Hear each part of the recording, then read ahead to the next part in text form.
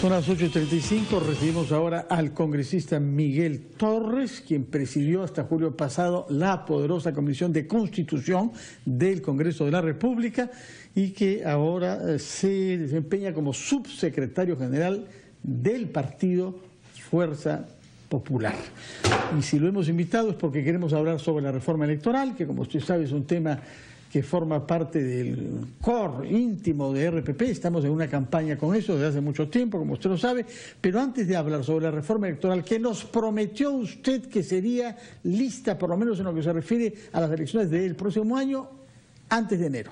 Pero antes de eso han habido algunas modificaciones de artículos constitucionales. Cuando decimos constitución es algo que le concierne a usted por el cargo que ocupó y que además tiene que ver con su padre, que fue uno de los principales inspiradores de la Constitución de 1993. Explíquenos, por favor, cuáles son los 3 artículos de nuestra Constitución que han sido modificados por unanimidad. Muy buenos días, Fernando. Muy buenos días, Aldo. Muchísimas gracias por la invitación. En efecto, estas últimas 2 semanas han sido semanas importantes en lo que se refiere a temas relacionados a la Comisión de Constitución, ahora ya en la presidencia de la congresista Úrsula de Letona. Entre la semana pasada y esta se han visto en el Pleno 3 modificaciones constitucionales. Una, la más reciente, la del día de ayer, que permite ahora que las personas que hayan nacido en el extranjero, cuyo padre, madre sean peruanos, puedan optar por la nacionalidad peruana, sin un límite específico de tiempo, ¿no? Antes se decía que uno tenía hasta los 18 años para poder optar por esta nacionalidad. Esto ya quedaría abierto. Esa es una segunda votación, falta una segunda votación. Exactamente, Aldo. Buenos días, Patricia. Buenos días, ministro. En efecto, ayer ha sido la primera votación. Esto ha sido una iniciativa de la congresista Luz Salgado y ha habido una aceptación, si no mal recuerdo, que es unánime. Y entiendo que estaremos esperando una siguiente legislatura para poderlo confirmarla. Los otros temas que se han estado viendo ha sido uno importantísimo, que es el tema de imprescripción de los delitos de corrupción. Esto es una demanda que la población lo estaba exigiendo hace muchísimos años, ¿no? Y creo que es una deuda saldada. Ya en segunda votación está así, ya entró en rigor, y en donde nos permite básicamente que el tiempo pues no sea aliado de los corruptos, que el tiempo no sea enemigo en realidad pues de los jueces y fiscales, ¿no? ¿Solamente funcionarios públicos? ¿También abarca privados? Privados también. Privados también. De hecho, lo que hace la modificación constitucional es inmediatamente duplica los plazos de prescripción y abre la puerta para que nosotros en el Congreso desarrollemos a través de una ley cuáles sí son los casos de imprescriptibilidad. O sea, que es decir, la tarea, la labor no se acabó acá, sino que todavía necesitamos desarrollar exactamente cuáles son estos supuestos en los cuales la imprescriptibilidad se va a dar. Por lo pronto, que tenga tranquilidad la población, ya hay duplicidad, por ejemplo, en el tema de peculado, ya no estamos hablando de 8 años, estamos hablando de 16 años, malversación, ya no estamos hablando de 4 años, estamos hablando de 8 años, cohecho, no estamos hablando de 8 años, estamos hablando de 16. Y la definición de qué delitos son imprescriptibles es la tarea que viene a continuación. La tercera modificación que hubo fue corregir un error que hubo al momento de hacer la Constitución, y es que a distintos poderes del Estado se le reconoce la posibilidad de interponer una acción de inconstitucionalidad, más no al Poder Judicial. Y esto porque se tenía pensado al inicio que el Poder Judicial iba a ser el que resolvía las acciones de inconstitucionalidad. Eso era antes de que exista el TC. Exactamente, antes de que apareciera la figura del TC. La Constitución del año 79 en realidad, ¿no? Entonces, enhorabuena, esto fue una iniciativa de Alberto de Belaunde, que a todos nos ha parecido correcta porque era corregir un error que tenía nuestra Constitución y enhorabuena. Creo que este tipo de modificaciones que se están dando en la Constitución están corroborando lo que dijimos a un inicio. La Constitución no está escrita en piedra. Y si los tiempos cambian y si el análisis ayuda a perfeccionarla, pues enhorabuena. Ahora, respecto de la imprescriptibilidad, ¿se aplica para casos cometidos en el pasado? ¿Cuáles son los alcances de la retroactividad de esta ley? A ver, yo tengo entendido que si es que nosotros tenemos a una persona que está siendo investigada, que todavía no se le ha cumplido el plazo de prescripción, por decirte, si el plazo de prescripción era 8 años y estaba en su año 7º, ¿sí? Y aparece esta norma que ya es de aplicación inmediata, él no va a poder alegar al 8º año de la prescripción, sino que va a tener que esperar, evidentemente, los 16 años. Se le va a aplicar, ¿no? nosotros estamos ahí en lo que se llama la aplicación inmediata de la norma, que es la teoría que nosotros nos acogemos. Ahora, decía el otro día el abogado Walter Albán que ya que se está abriendo la Constitución para cambios, hay otros que se debieran hacer. Y, por ejemplo, si queremos luchar contra la corrupción, las facultades que necesitaba la UIF, que implicaban un cambio constitucional, tendrían más sentido en un contexto como este. Sí, podría ser. De hecho, siempre nosotros estamos abiertos al debate. No solamente en el tema de la UIF, hay proyectos de ley de reforma constitucional del secreto bancario, y de hecho es una discusión que merecemos hacerla. Ahorita estamos concentrados, y yo agradezco a la presidenta de la Comisión y al presidente del Congreso en que le estamos dando la mayor de la atención a lo que es la reforma electoral. Esta semana logramos algo importantísimo que, lastimosamente, por la situación en la que nos encontramos, no hemos podido resaltar, y es que se aprobó de manera multipartidaria un dictamen relativo al financiamiento, en donde se han recogido muchísimas recomendaciones efectuadas por distintas ONGs, entre ellas Transparencia, muchísimas ideas que fueron vertidas en el grupo de trabajo, y hemos tenido modificaciones que son verdaderamente merecedoras de ser dichas, ¿no? ¿Puede justamente decirnos cuáles son las principales decisiones en materia de financiamiento de los partidos políticos? A ver, las principales. Voy a empezar primero con una que yo no estaba de acuerdo. ¿Sí? Estamos estableciendo de que queda prohibido que las empresas aporten a las campañas políticas. Yo tenía una posición distinta, en el sentido de que consideraba que tanto las personas naturales, las personas físicas, como las empresas tenían derecho a poder hacer los aportes que consideren convenientes. ¿Cómo me han convencido? Me han convencido básicamente por el argumento de que una empresa sí puede ocultar quién está detrás de ese financiamiento. Claro, yo puedo crear una sociedad anónima, y en una sociedad anónima, como su nombre lo dice, muchas veces no permite saber exactamente con precisión quiénes son los accionistas, quiénes son las personas que están detrás de esa persona jurídica. Entonces, en aras de la transparencia, bueno, vamos. Pero si es bancarizado, se puede rastrear. Sí, y esa es otra de las modificaciones que también se han incluido, ¿no? Ahora hay un esmero importante en lo que se refiere a que los aportes sean plenamente identificados a través de dos cosas. Una, de los recibos de aportación, y lo otro que acabas de mencionar, Aldo, que es el tema de la bancarización. Bancarización a partir de una UIT.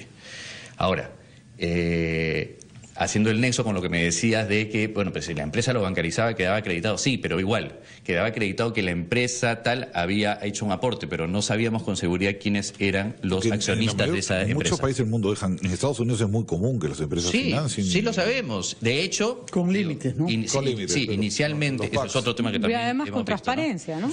Que es una cosa que nos falta. Yo considero desde un inicio que la empresa no solamente está concebida para generar utilidades a los accionistas, también está para tener un impacto positivo en los distintos grupos de interés que hay. Uno de ellos es la sociedad. Hay derechos políticos en todo. Por supuesto. O sea, estás limitando un derecho político. Pero en la situación en la que estamos, no queremos más Estado de Derecho. Pues queremos una es que si no, transparencia. derecho hubiera sido bancarizado y etcétera.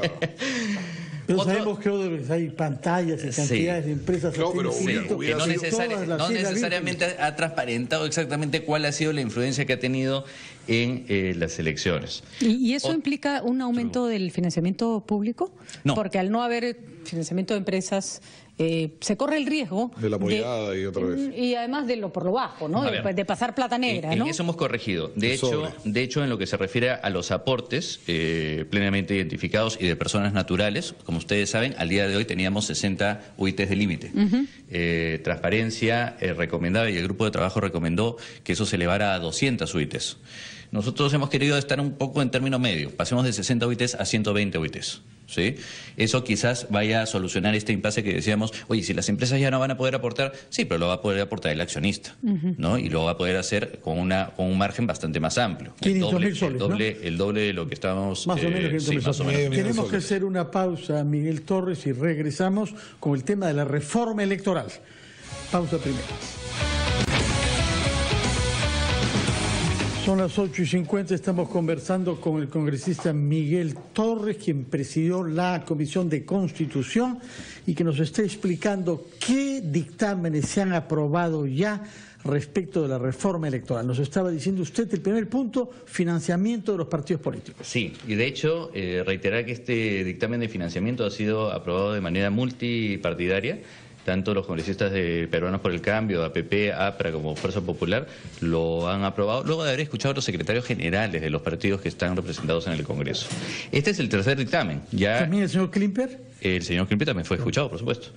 De hecho, es el tercer dictamen porque primero vimos el tema del cronograma electoral, el segundo dictamen fue el de modificabilidad de normas y el tercero que les estaba comentando, el de financiamiento, donde trae también otras novedades muy importantes, como por ejemplo, estamos poniendo como financiamiento prohibido el hecho de que haya personas condenadas o incluso con prisión preventiva en delitos relacionados con corrupción, con narcotráfico, con terrorismo, tala ilegal, minería ilegal, trata de personas, para que ellos no puedan evidentemente hacer aportes a las campañas electorales. Eso sí, estamos poniendo una precisión que nos parece sumamente válida y es que el Poder Judicial establezca una base de datos a la que tenga acceso cada uno de los partidos en donde nosotros podamos identificar que tal o cual persona está condenada o está cumpliendo algún tipo de prisión preventiva.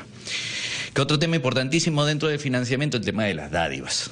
Ese es el tema que siempre llama la atención. Causó muchas dificultades durante las últimas elecciones. Sí, y acá lo que tenemos que recordar es que tenemos una norma vigente hasta el día de hoy que sanciona el otorgamiento de dádivas con la exclusión en el proceso. Y los órganos electorales, ojo acá, los partidos, los órganos electorales vinieron y nos comentaron de la preocupación válida que tenían respecto a la aplicación de esta norma en los siguientes comicios, en donde vamos a tener 1.800 autoridades por elegir, sin contar a los regidores, y que esto podría generar un caos para el sistema. ¿Va a haber tarjeta roja de frente? ¿Cómo va a ser? ¿Qué es lo que hemos precisado? Primero, es que está prohibido definitivamente la entrega de alimentos, medicinas, materiales de construcción. Pero hemos establecido una excepción que a mi entender parece sumamente válida, y es que en el caso de que se esté realizando alguna actividad proselitista, algún mitin, por ejemplo, yo sí puedo estar facultado pues para entregar una botella de agua a las personas siempre y cuando el consumo sea directo e inmediato. O sea, tenemos que ser lógicos también, ¿no? Imagínense en el verano un mitin. Yo he sido testigo de manifestaciones en Europa, te dan una lata de cerveza y un sándwich. Yo no quiero cerveza ni sándwich, pero es que la cerveza ya no la ven como pero una cosa. Esto para que la población entienda que la norma tiene que ser pues lógica, ¿no? Y que tiene que contener este tipo. Una refrigeradora, digamos, ¿no? Claro, pero un refrigerio sí es normal. Yo lo he visto en manifestaciones en Europa, es normal. Y el tercer punto que es importante, que es a la pregunta que me estás haciendo, Aldo, que es la gradualidad en la sanción. Primera vez que se te encuentra haciendo este tipo de dádivas es una amonestación pública. La segunda, la imposición de 30 UITs. La tercera, la expulsión en el proceso electoral. O sea, eso va contra corriente de lo que propugnó Donaire. Donaire quería tarjeta roja inmediata. Sí, y era lo que no está con lo que no, y era con lo que estaba. Y lo de Guaró fue un exceso. Pero era con lo que estaban. Más exceso que lo de Cuña, porque más exceso que lo de Guaró. O sea, fue risoles Acuña, ¿no? Sí, ahora ojo, esto va en línea. Arreglar una pared, en realidad fue bien tonto. Ahora, esto va en línea de lo solicitado por los propios organismos electorales, que ellos son los que dijeron, oye, expulsar inmediatamente es desproporcionado y además que nos va a generar una cantidad de procesos que no vamos a tener la capacidad para resolverlo. La gradualidad, la proporcionalidad es algo que siempre tiene que estar presente en nuestra normatividad. Y además siempre hay que pensar que existe, y en el ámbito electoral eso ocurre mucho, que te siembren, pues. Por supuesto. No te mandan a uno lleno de regalos. Con tu pueblo, claro. Nos ha explicado entonces parte del financiamiento de los partidos y el tema de las dádivas. Hay otros dos puntos que para el RPP son tres importantes: democracia interna, y el otro es las hojas de vida, que los ciudadanos podamos saber a quién estamos eligiendo. Sí, de hecho, después del tema de financiamiento va a venir el tema de impedimentos para impedimentos para candidatear, el fortalecimiento de partidos políticos, la publicidad, y dentro de los cuales seguramente vamos a tocar el tema de democracia interna, en donde a mi parecer, a mi entender, todavía no hemos tomado una posición definitiva en mi bancada y menos aún en la Comisión de Constitución. Nosotros tenemos que dar una amplia libertad para que cada una de las organizaciones políticas vea cuál es el mecanismo más adecuado, más idóneo, ¿no? Hay quienes consideran que por delegados es adecuado, hay quienes consideran que un militante, un voto es lo más democrático. Bueno, hay posiciones distintas, divergentes, y vamos a tener que discutir el tema. Pero tiene que haber acompañamiento de la OMPE y legitimación de todas maneras, ¿no? Acompañamiento, yo voy por el acompañamiento evidentemente en todo lo que sea el soporte técnico, que es de hecho lo que proponía el grupo de trabajo, ¿no? El soporte técnico para poder llevar a cabo elecciones que puedan ser transparentes, que puedan cumplir con todas las exigencias que la población requiere. Pero hay letras chicas que tenemos que revisar. Hay colegas suyos que me dicen, ¿por qué Miki Torres se opone a la ley de supervisión de cooperativas de ahorro? Ajá. Por la SBS. Interesante. Es el principal opositor que tenemos en el Me sacaste Congreso. totalmente del tema. Ahí sí que estamos preocupados hace tiempo.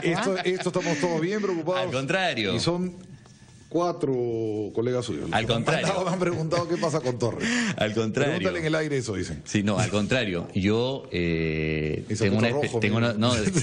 ha sacado totalmente el tema, pero me encantó de la vida responderlo. Yo tengo una experiencia vasta en el tema cooperativo. Yo creo verdaderamente en el modelo cooperativo, creo en las verdaderas cooperativas, no en las falsas cooperativas. Pero la supervisión de la SBS, eso va. Y de hecho, la supervisión yo la aliento porque lo que va a permitir hacer es diferenciar las cooperativas de ahorro y crédito verdaderas de aquellas que son falsas. Desde hace muchísimos años no se ha logrado en momento alguno hacer coincidir las posiciones de la SBS con los representantes de las cooperativas de ahorro y crédito formales que son la FENACREP. A las personas que piensan que yo me opongo a esto, creo que se están equivocando, porque quien les habla tuvo el grupo de trabajo en la Comisión de Producción, en donde logró el consenso que todos ellos no han logrado durante 10 o 15 años. ¿Y por qué te dije pedir consenso? Cuando tú supervisas, ¿acaso le dices al banco, te pido permiso para supervisarte? Necesito consenso en el siguiente sentido, Aldo. Cuando la SBS quiere supervisar a una entidad en la cual no conocen cuál es la forma, el mecanismo de operación, es importante que quienes sí conocen, como la FENACREP, puedan hablar un mismo idioma y coordinar cómo se va a producir. La SBS no tiene técnicos que no entiendan de números. Que la SBS no sabe qué cosa es sistema cooperativo. Bueno, ahí sí. ¿Acaso es física No se nuclear? encargan de toda la banca, que es mucho más grande, importante y compleja. Es que es distinta, ¿Que una Patricia. cooperativa? Sí, es distinta porque las cooperativas cooperativa está la cosa es todo sucia ahí, oscuro y pues, es poco transparente. No metamos a todas las cooperativas dentro del mismo No es la bolsón porque forma no es lo como correcto. Orellana usaba, por ejemplo. Esa es una falsa cooperativa. Bueno, pero es que en la medida que Pero no el haya sistema de ahora es un vehículo muy eficaz para esas cosas. Y además, en la medida en que no haya una entidad como de la SBS, no puedes distinguir una falsa de una verdadera. De acuerdo. Y es por eso que estamos yendo a ese camino. ¿Qué es lo que sucedió el día de ayer? Que por eso te están comentando. 4 años. Lo que sucede es que 5, ayer se se exceptó del dictamen de la Comisión de Producción y Cooperativas. Y ese es el lugar donde nosotros hemos estado trabajando con mayor especialidad y junto con la SBS y junto con la FENACREP el tema de cómo se debe regular esto de acá. Yo he dicho, yo espero que en las próximas semanas, y creo que hasta ahora no he incumplido mis promesas, creo que en las próximas semanas vamos a poder tener finalmente, después de muchísimos años y de aquellos congresistas que han pasado durante muchísimos años sin poder legislar sobre la materia, vamos a tener una legislación clara de supervisión. Le tomamos la palabra. Tómeme la palabra nuevamente. Yo feliz de la vida. Yo feliz de la vida. Le tenemos una cantidad de checklist que pero voy cumpliendo. En esta reforma electoral me dijeron el financiamiento no lo van a tocar. Y luego que mucho dinero negro viene por acá, por las cooperativas. Pues. Y yo prometo que lo vamos a tocar. Perfecto. Muchísimas gracias por su presencia, por su explicación sobre la reforma electoral y el tema que ha quedado abierto, cómo supervisar las cooperativas en nuestro país. Muchas gracias, que tenga buenos días, congresista Miguel Torres. Un apanado, ¿eh?